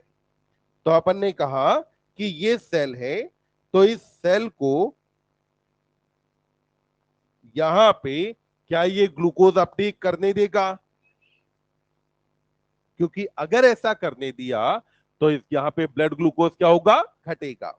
यानी कि ये क्या करने वाला है, cellular uptake and utilisation of glucose को क्या करेगा, घटा देगा। तो अपन ने कहा cellular uptake and utilisation of glucose को ये क्या करता है बेटा, कम कर देता है। तो हमने कहा कि cellular uptake and utilisation of glucose को क्या करेगा, घटाएगा। अंतर ध्यान रखना, जब आप बात करते हैं ग्लूकोकॉर्टिकॉइड की, तो आप cellular uptake and utilisation of glucose घटा रहे होते हैं या अमीनो एसिड। कॉर्टिसोल के केस में बात किसकी होती है, अमीनो एसिड की। जबकि ग्लूकागॉन में बात किसकी करेंगे, ग्लूकोज की। कॉर्टिसोल में किसकी बात करी, अमीनो एसिड। यहां किसकी बात कर रहे हैं, ग्लूकोज। तो कॉर्टिसोल ने किसका अपटेक घटाया, अमीनो एसिड का। ग्लूकागॉन किसका घटा रहा है, ग्लूकोज का अपटेक घटा देता है। इसके जस्ट अपोजिट काम करता है इंसुलिन। अब इंसुलिन कैसे काम करेगा, तो इंसुलिन को ब्लड ग्लूकोज घटाना है कि बढ़ाना, तो इंसुलिन को चाहिए कि ब्लड ग्लूकोज क्या हो जाए, कम। अब इंसुलिन ब्लड ग्लूकोज कैसे कैसे घटाएगा, तो इंसुलिन ने क्या काम किया कि इसने पहला काम किया हिपैटोसाइट पर। जब इसने जाकर के बेटा हेपेटोसाइट पर काम किया यानी कि लिवर पे, तो लिवर पर काम करके इसने क्या किया, सबसे पहले यहां से जो ग्लूकोज है इसे कहां ले जाकर के पहुंचाना शुरू किया, लिवर के पास। जब ये लिवर के पास पहुंचाएगा और ये हार्मोन अगर ग्लूकोज घटाना चाहता है तो लिवर के पास जब जाएगा then it will be converted into glycogen. जब ये ग्लाइकोजन में कन्वर्ट होगा ग्लूकोज तो प्रोसेस को आप क्या कहेंगे, ग्लाइकोजेनेसिस। क्या कहा जाएगा, ग्लाइकोजेनेसिस कहा जाएगा। तो इसने ग्लाइकोजेनेसिस को क्या किया, प्रमोट। यानी कि ग्लाइकोजेनेसिस को तो प्रमोट किया, पर साथ के साथ आपको ध्यान रखना है कि ग्लाइकोजेनोलाइसिस को प्रमोट करेगा या घटाएगा। तो ग्लाइकोजेनोलाइसिस को क्या किया, घटा दिया। तो ग्लाइकोजेनोलाइसिस को तो करेगा कम, जबकि ग्लाइकोजेनेसिस को क्या करता है, प्रमोट करता है। तो इसकी वजह से ब्लड से ग्लूकोज लिवर के पास पहुंचेगा and it will be stored as glycogen. तो ब्लड ग्लूकोज घट गया। वहीं पर अपन ने कहा कि इसका अगला इफेक्ट होता है एडिपोसाइट पर। एडिपोसाइट पर इफेक्ट है तो ये वाली सेल आपके पास है यहां बेटा एडिपोसाइट। ये क्या करेगा, यहां से ग्लूकोज को लेगा और ये जो ग्लूकोज है इसमें से ये जो एक्सेस ग्लूकोज है, ये इस एक्सेस ग्लूकोज को कन्वर्ट करा देता है बेटा फैट में। तो एक्सेस ग्लूकोज को किसके अंदर कन्वर्ट किया, फैट। और ये जो फैट है it will be stored in adipocyte. ये स्टोर किसके अंदर होगा, एडिपोसाइट में। तो अपन ने कहा कि इसे स्टोर कहां किया, एडिपोसाइट में। एनसीईआरटी में पेज नंबर 103 एडिपोज टिश्यू में देखिए क्या वहां पे एनसीईआरटी ने लिखा है कि excess of nutrients are converted into fat and stored in this tissue. Adipose tissue में लाइन मिली, excess of nutrient are converted into fat and stored in this tissue। तो excess of nutrient किस में convert होते हैं, fat में। और store किसके अंदर किए जाते हैं, एडिपोज टिश्यू में। तो इसने क्या किया कि जो एक्सेस ग्लूकोज था ये ग्लूकोज जाकर के कहां पे, फैट के अंदर कन्वर्ट करके एडिपोज टिश्यू में स्टोर करा दिया। और साथ में इसने क्या किया कि जो सेल है इस सेल के लेवल पर इसने क्या काम किया बेटा कि cellular uptake and utilisation of glucose को क्या किया, बढ़ा दिया। तो अपन ने कहा कि ये cellular uptake and utilisation of glucose, cellular uptake and utilisation of glucose को क्या करेगा बेटा, बढ़ा देगा। तो अपन ने कहा cellular uptake and utilisation of glucose को ये क्या करता है, बढ़ा देता है। यहां पे क्या आपको बायोमोलिक्यूल में से ग्लूट4 याद आता है। ये जो ग्लूट4 है इसका पूरा नाम क्या था, ग्लूकोज ट्रांसपोर्टर 4। ये क्या करता है, इंसुलिन इस ग्लूट4 को एक्टिव कराता है। ग्लूट4 आपको मिलेगा बायोमोलिक्यूल में, लगभग 145 पे तो बनी है मॉलिक्यूल्स की स्ट्रक्चर। ये होगा 46-47 पे, हाँ पेज नंबर 147 पे जो प्रोटीन के एग्जाम्पल वाली टेबल है, प्रोटीन के एग्जाम्पल वाली टेबल में देखो ग्लूट4। ग्लूट4 क्या है, ग्लूकोज ट्रांसपोर्टर है। तो ये जो ग्लूकोज ट्रांसपोर्टर है बच्चे वैसे ग्लूट1 से लेकर के ग्लूट12 तक होते हैं, पर इनमें से ग्लूट4 इंसुलिन डिपेंडेंट होता है। ये इंसुलिन के आने पर ही अपना काम करता है। यही वजह है कि 1 से लेकर के 12 के बीच में एनसीईआरटी ने जिसको सिलेक्ट किया या जिसको लिखा वो कौन है, ग्लूट4 यहां पे लिखा। तो यहां पे इंसुलिन ने क्या काम किया, इंसुलिन ने बेटा ग्लाइकोजेनेसिस को क्या किया, बढ़ाया। ग्लाइकोजेनोलाइसिस को घटा दिया। एक्सेस ग्लूकोज को फैट के फॉर्म में स्टोर कहां कराया, एडिपोज टिश्यू में। और cellular uptake and utilisation of glucose को क्या किया, ज्यादा। अब जरा दोनों को समझेंगे कि दोनों चीजें अपने को आसानी से याद रहेंगी कैसे। तो लेट्स से हमारे पास जो ये ब्लड ग्लूकोज है इसको अभी अपन मान लेते हैं कि ये घर में मौजूद कैश पैसा है। ये घर में मौजूद क्या है, कैश, एकदम नकद करेंसी, ठीक। और ये जो ग्लूकागॉन है, ये ग्लूकागॉन एक कंजूस आदमी है जिसकी बहुत प्रबल इच्छा है कि उसके घर में ज्यादा से ज्यादा कैश पैसा होना चाहिए। तो ये ग्लूकागॉन कौन है? कंजूस। और चाहता क्या है? कि मेरे घर में ज्यादा से ज्यादा कैश पैसा हो। तो इसका नाम क्या है? ग्लूकागॉन। अब क्या हुआ? इस काम के लिए ग्लूकागॉन ने सबसे पहले अपने घर में देखा, हमारे घर में कुछ पैसा होता है जो डायरेक्टली अकाउंट बैलेंस में रिफ्लेक्ट नहीं होता। मतलब कि आप अपने अकाउंट में कुछ एफडी करा देते हैं ना, फिक्स्ड डिपॉजिट्स है, या और किसी फॉर्म में जो है एलआईसी वगैरह ले ली, तो वो सारा पैसा है आपके पास, पर वो डायरेक्टली आपके अकाउंट में रिफ्लेक्ट नहीं होता, आप उसे खर्च नहीं कर सकते। तो अब ऐसे ही क्या है, मैं ढूंढा जितनी भी इसको एफडी मिली। एफडी क्या है भाई? अकाउंट में जो भी लूज पैसा पड़ा था डेली काम में आने वाला, उसको आपने सब इकट्ठा करके, यानी कि उसका पॉलीमराइजेशन करके आपने क्या किया? एफडी के फॉर्म में स्टोर कर दिया है। इसने सबसे पहले क्या किया? घर में जितनी भी एफडी थी, एलआईसी थी, ये गया बैंक। बैंक जाके इसने एफडी तोड़ी। एफडी तोड़ने को क्या कहा? ग्लाइकोजेनोलाइसिस। एफडी को तोड़ा, क्या मिला? पैसा। तो ये इस पैसे को लेकर के कहाँ गया? अपने घर। तो अब बताओ, घर पे इसके पास कैश पैसा बढ़ा के नहीं? नगद बढ़ गया ना? फिर देखिए, अभी भी इसका पेट नहीं भरा। इसने कहा कि नहीं, अभी और होना चाहिए। तो अब घर में क्या है? पैसा और भी होता है जो इस फॉर्म में भी नहीं होता। जैसे मान लो घर में गोल्ड होगा, सिल्वर है, कुछ जमीन हो सकती है, ये भी सारे पैसे की ही फॉर्म है ना, पर ये डायरेक्टली पैसे के फॉर्म में नहीं दिखाई दे रहे हैं। तो ये अपने घर पे आया, आके इसने क्या किया कि जितना गोल्ड घर में था वो बेच दिया, जितनी भी चांदी थी वो बेच दी। ठीक। फिर इसने क्या किया? लास्ट में मतलब स्थिति यहां तक आ गई कि इसने घर के बर्तन वर्तन भी बेच दिए। ठीक। सब बेच के इसने अपने घर में क्या किया? कैश पैसा ज्यादा कर लिया। किया ना? समझना, जब अगर एफडी तोड़ी, तो एफडी का मतलब क्या है? ग्लाइकोजन को कन्वर्ट किसमें किया? ग्लूकोज में। तो ब्लड ग्लूकोज बढ़ा के नहीं? एफडी के बाद फिर इसने क्या किया कि जितना भी घर में गोल्ड था या दूसरा जिस किसी फॉर्म में पैसा था, उस पूरे फॉर्म को तोड़ ताड़ के इसने कन्वर्ट किसके अंदर कर लिया? कैश में। ठीक। अब क्या हुआ? जब इसने कैश में पैसा कर लिया, और कंजूस आदमी पैसा खर्च करता नहीं था, तभी तो पैसा बढ़ेगा। तो अब एक बार क्या हुआ? इसके बच्चे ने देख लिया, बेटे ने, कि घर पे तो इतना पैसा है। ठीक। तो बेटे की मतलब बेटे ने कहा कि पापा पापा एक आईफोन लाएंगे, पैसा दो। अब बताओ, पापा पैसा देंगे कि नहीं? तो cellular uptake and utilisation of glucose हो रहा है कि नहीं? नहीं। यानी कि समझो, इसने क्या किया? एफडी को तोड़ करके कन्वर्ट किया। इधर इसने घर जमीन सब कुछ बेच बाच के पैसा इकट्ठा किया। और इसके अपने बच्चों की साथ स्थिति यह है कि अपने बच्चों को आईफोन खरीदना तो दूर रहा, ये चाय पीने तक के लिए पैसे नहीं देता है। ठीक। बिल्कुल पैसा देने तैयार नहीं है। तो उस कंडीशन में क्या होगा? इस कंजूस आदमी के पास पैसा रहेगा। अब इसके पास जो पैसा है वो क्या है? ब्लड ग्लूकोज है।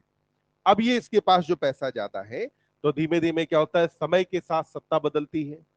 अब क्या हुआ? ग्लूकागॉन के बेटे का नाम था इंसुलिन। बेटे का नाम क्या है? इंसुलिन। अब धीमे धीमे सत्ता बदली, और अब सत्ता किसके हाथ में आ गई? इंसुलिन के। इंसुलिन ने कहा कि यही जो कैश पैसा है, इसने जीवन भर मुझे बहुत परेशान किया है। तो अब ये क्या अपने पिताजी से सहमत नहीं था? अब इंसुलिन ने देखो आके क्या किया।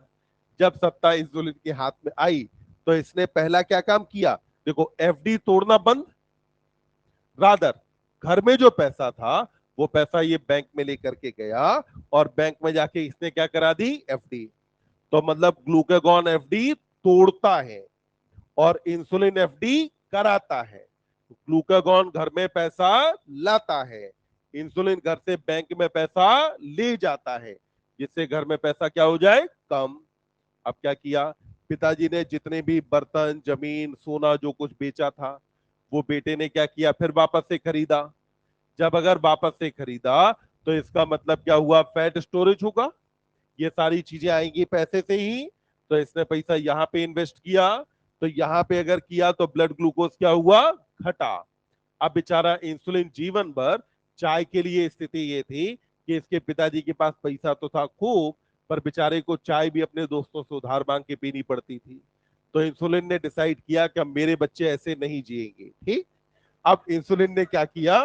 कि cellular uptake and utilisation of glucose को क्या किया, ज्यादा। ध्यान दो, ग्लूकागॉन क्या करता था, बक्से में पैसा रखा है पर क्या बच्चों को दिया, नहीं। इसके पास क्या है, बक्से में पैसा कम है पर उसके बावजूद ही अपने बच्चों को देता है कि नहीं, हाँ। तो फिर देखिए, यहां ग्लूकागॉन क्या कर रहा है, ब्लड ग्लूकोज को बढ़ाता है, जबकि इंसुलिन ब्लड ग्लूकोज घटाता है। पहले अपने को याद रह जाएगा काम कैसे करते हैं। अब जरा समझें, ऑन अ सीरियस नोट, कि आखिर हमें दो हार्मोन क्यों चाहिए जो एक दूसरे के अपोजिट काम करते हो। आपके अंदर जो ब्लड ग्लूकोज है, ये जब फास्टिंग कंडीशन हो तब लगभग 80 से 100 मिलीग्राम पर 100 ml ऑफ ब्लड होना चाहिए, ये नॉर्मल लेवल है। वहीं पर एक ग्लूकोज नापा जाता है, पीपी कहते हैं। पीपी मतलब होता है पोस्ट प्रेंडियल, यानी कि खाना खाने के 2 घंटे के अंदर। आपने खाना खाया उसके 2 घंटे के अंदर ब्लड ग्लूकोज टेस्ट करेंगे, उसको अपन क्या बोलते हैं, पीपी। पीपी में ये वैल्यू लगभग 120-140 के आसपास होनी चाहिए, यानी कि आपको ग्लूकोज ना तो कम होने देना है और न ही ग्लूकोज को बहुत ज्यादा बढ़ने देना है। अब हम मानते हैं कि आपने खाना खाया, खाने में आपने मान लो चावल रोटी चीजें खाई, इनके अंदर क्या मौजूद था, स्टार्च। साथ में आपने मान लेते हैं कि कुछ जैसे ग्लूकोन डी वगैरह पिया जिसके अंदर ग्लूकोज था। यहाँ स्टार्च का डाइजेशन होकर ग्लूकोज बनेगा, इधर जो ग्लूकोज हमने डायरेक्टली कंज्यूम किया था वो भी ब्लड में पहुंचेगा। जब ये ग्लूकोज ब्लड में पहुंचेगा तो अब इधर बच्चे खाना खाने के बाद ग्लूकोज बढ़ना शुरू होगा। अब यहां रोल किसका है, इंसुलिन का। इंसुलिन अब ब्लड ग्लूकोज नहीं बढ़ने देगा। कैसे नहीं बढ़ने देगा, तो इंसुलिन ने सबसे पहला काम किया कि इंसुलिन ने क्या किया कि जितना भी ग्लूकोज बढ़ रहा था उसे ग्लाइकोजन के फॉर्म में कहा स्टोर करा दिया, लिवर में। पहला काम, जो ग्लूकोज बढ़ रहा था उसको ग्लाइकोजन के फॉर्म में कहा स्टोर कराया, लिवर में। इधर इसने क्या किया कि इसने लिपिड का भी डिपोजिशन कराना शुरू किया, तो ब्लड ग्लूकोज घटा। अब ये जो ग्लूकोज था ये सेल्स का खाना था ना, तो इसने क्या किया, सेल्स को भी ग्लूकोज लेने दिया कि तुम भी खाओ, जिसकी वजह से ब्लड ग्लूकोज क्या बना रहे, कम। तो अब सेल्स को क्या हुआ, एनर्जी मिली। और यही वजह है कि नॉर्मली हम ऐसा देखते हैं कि खाना खाने के बाद हम थोड़ा सा एनर्जेटिक फील करते हैं, ठीक। वहीं पे जब भूख लग रही हो तो अपन थोड़ा सा कमजोर कहीं ना कहीं फील कर रहे होते हैं। तो यहाँ पे जब आपने खाना खाया आपके अंदर इंसुलिन सेक्रेट हुआ, इंसुलिन ने काम कराए, आपके सेल्स को ग्लूकोज मिला, और सेल्स को ग्लूकोज मिलने की वजह से अब आप कंपेटिबली थोड़ा सा एनर्जेटिक और थोड़ा सा बेहतर फील कर रहे हैं। पर आप पूरे दिन तो खाना नहीं खाते रहेंगे ना। अब क्या हुआ, खाना खाए हुए मान लो आपको 6 घंटे हो चुके हैं, 8 घंटे हो चुके हैं। जब ऐसा हो चुका है और उस 6 से 8 घंटे में आपकी बॉडी ने एनर्जी खर्च की है, तो अब आपके अंदर ब्लड ग्लूकोज घटना शुरू होगा। और ये ब्लड ग्लूकोज का घटना अपने आप में एक खतरनाक स्थिति है, इसको रोकना है। रोकने के लिए अब सीन में कौन आता है, ग्लूकागॉन। यानी कि खाना खाने के बाद आपके अंदर सेक्रेट कौन होता है, इंसुलिन। खाना खाने के बाद कौन सेक्रेट हुआ, इंसुलिन। वहीं पर, और ध्यान रखें, ये इंसुलिन का आपके अंदर हंगर और सैटाइटी में बहुत इंपॉर्टेंट रोल होता है। इंसुलिन का बढ़ना कहीं ना कहीं ब्रेन को एक सिग्नल देता है कि अब आपका पेट भर चुका है, अब आपको और खाना खाने की जरूरत नहीं है। यही वजह है डायबिटीज मेलाइटस के जो पेशेंट हैं जिनके अंदर इंसुलिन कम सेक्रेट होता है, उनके कैरेक्टर में पॉलीफेजिया भी आता है, यानी कि भूख उसके अंदर ज्यादा लगती है क्योंकि इंसुलिन सेक्रेट हो रहा है कम, जबकि हमारे अंदर इंसुलिन सेक्रेट हुआ ज्यादा। जब इंसुलिन ज्यादा सेक्रेट हुआ तो उस कंडीशन में क्या हुआ, हमारा पेट कंपेटिबली जल्दी भर गया, हमको भूख कंपेटिबली लगी कम। जबकि डायबिटीज मेलाइटस के पेशेंट को भूख लगेगी ज्यादा। तो अब देखिए यहाँ पे क्या हुआ, जब आप खाना नहीं खा रहे हैं तो उस कंडीशन में अब ग्लूकागॉन आया ब्लड ग्लूकोज बढ़ाने। ग्लूकागॉन ने क्या किया, लिवर के पास ग्लाइकोजन था, ये वही ग्लाइकोजन है जो कि फूड के ग्लूकोज से बना था, उसको तब वहां स्टोर करवा दिया गया था। अब उस ग्लाइकोजन को तोड़ करके ग्लूकोज में कन्वर्ट करके कहा ले आएगा, ब्लड के अंदर। तो ब्लड में ही ग्लूकोज आ गया। जब ब्लड में ग्लूकोज आया तो ब्लड ग्लूकोज बढ़ा के नहीं, यहां जो ये फैट था, ये फैट को भी तोड़ के कन्वर्ट किसके अंदर कर देता है, ग्लूकोज में। इसकी वजह से भी क्या होगा, ब्लड ग्लूकोज बढ़ने लगेगा। पर ये सेल्स को ग्लूकोज यूटिलाइज नहीं करने देगा। तो सेल्स ग्लूकोज यूटिलाइज कर पाएंगे क्या? नहीं। सेल्स ग्लूकोज यूटिलाइज तभी कर सकते हैं जब अगर इंसुलिन पूरे सीन के अंदर शामिल हो। अब एक बात समझना, यहां पर डायबिटीज मेलाइटस के पेशेंट्स में ब्लड ग्लूकोज ज्यादा होता है, पर ब्लड ग्लूकोज ज्यादा होने से इतनी सारी बीमारियां क्यों हो जाती हैं? तो उसका कारण यह है कि भले ही ग्लूकोज ज्यादा है, पर ग्लूकोज ज्यादा होने के बावजूद क्या सेल्स ग्लूकोज का अपटेक कर पा रही हैं? नहीं। क्या सेल्स ग्लूकोज को यूटिलाइज कर पा रहे हैं? नहीं। बॉडी में भले आपको लग रहा है ग्लूकोज ज्यादा है, पर सेल को तो मिल ही नहीं रहा है ना। तो भले ही जो है घर में बक्से में कितने पैसे रखे हो, अगर आपको चाय बाहर से भीख मांग के या कैसे मांग के अगर आपको पीनी पड़ रही है, तो इसका मतलब है स्थिति बहुत अच्छी है कि खराब? घर में चाहे जितना पैसा रखा हो। तो वही कहानी है, डायबिटीज मेलाइटस के पेशेंट के केस में ब्लड ग्लूकोज तो खूब सारा अवेलेबल है, पर क्या सेल्स को ग्लूकोज मिल पा रहा है? नहीं। सेल्स को ग्लूकोज यहां अवेलेबल नहीं है। तो क्या डायबिटीज मेलाइटस में इतनी बात, सॉरी, अभी ये ग्लूकागॉन और इंसुलिन के मामले में इतनी बात अपने को समझ में आई? देखें, यही दोनों हार्मोन का जब बच्चे इम्बैलेंस होता है, तो इम्बैलेंस की वजह से डिजीज कौन सी होती है? Diabetes mellitus. देखिए, आप एक बात कर चुके हैं डायबिटीज इंसिपिडस की, जो किसकी वजह से था? एडीएच के ज्यादा होने या कम? एडीएच के कम होने पर यूरिन वॉल्यूम बढ़ाता है या कम? यूरिन वॉल्यूम बढ़ गया था। यहां डायबिटीज मेलाइटस किसकी वजह से होगा? इंसुलिन ज्यादा या कम?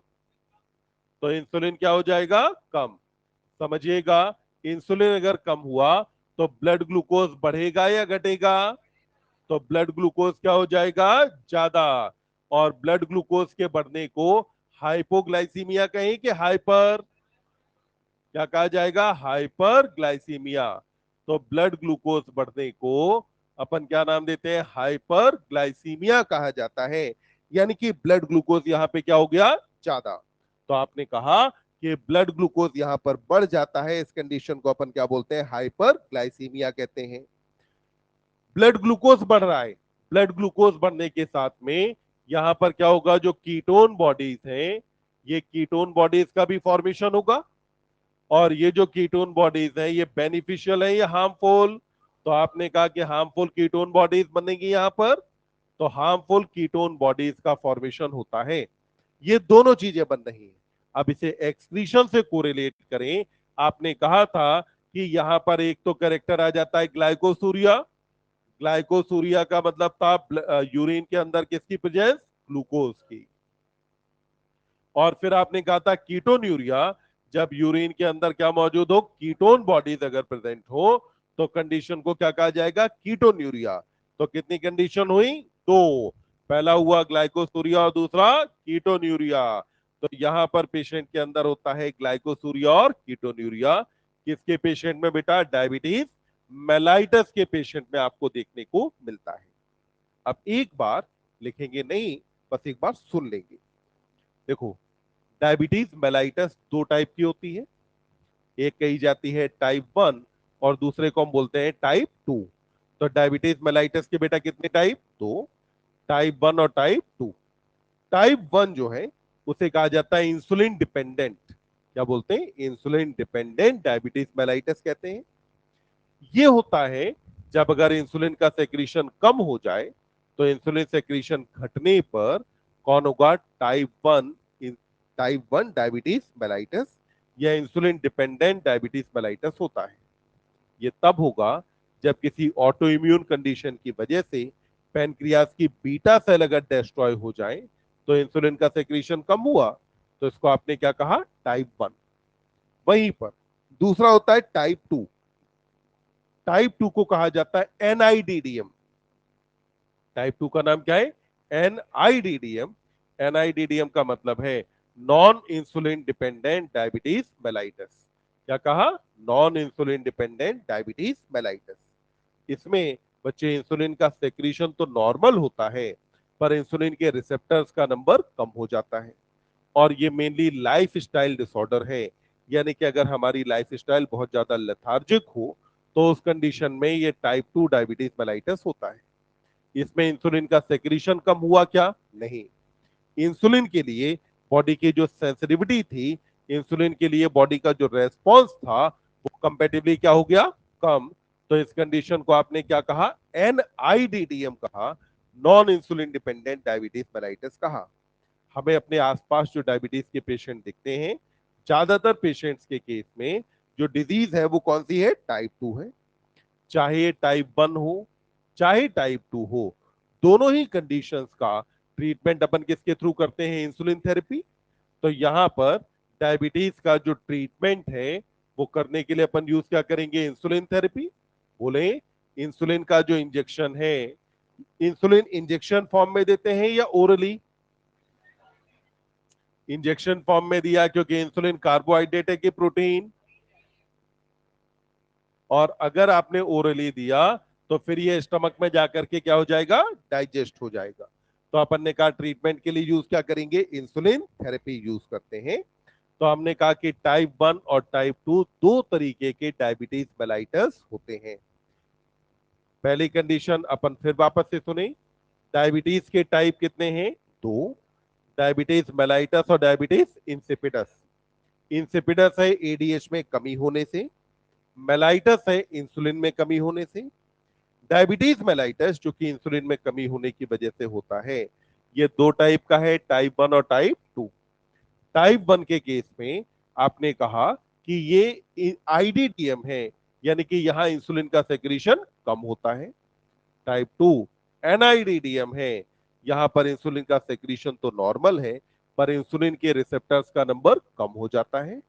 तो इस कंडीशन को अपन क्या बोलते हैं, एनआईडीडीएम या non insulin dependent diabetes mellitus कहते हैं। अब चैप्टर में अपने पास बचा टेस्टिस, ओवरी, फिर दूसरी तरफ डिफ्यूज्ड एंडोक्राइन टिश्यू बचा, और फिर मैकेनिज्म ऑफ हार्मोन एक्शन। तो अब आगे बात करते हैं कल। आज के लिए इतना।